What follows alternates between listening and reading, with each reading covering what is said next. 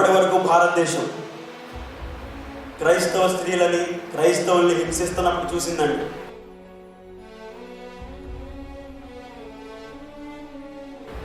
క్రైస్తవుల యొక్క దైవజనులు, యాజకుల యొక్క తలలు నరికి ఆ యొక్క దడుల మీద పెట్టినప్పుడు భారతదేశం చూసింది. క్రైస్తవ స్త్రీలని నగ్నంగా రోడ్ల మీద ఊరేగిస్తున్నప్పుడు భారతదేశం చూసింది. కానీ నా ప్రభువు చెప్పిన మాట ఏంటో తెలుసా? రాబోయే రోజుల్లో భారతదేశం మోషే ఏలియాని చూడబోతుంది. హల్లెలూయా. ఒకవేళ నీ హృదయం స్వస్థత నొందితే రాబోయే తరానికి కాబోయే మోషే ఏలియావి నీవే. ఎంతమంది నమ్ముతున్నారండి?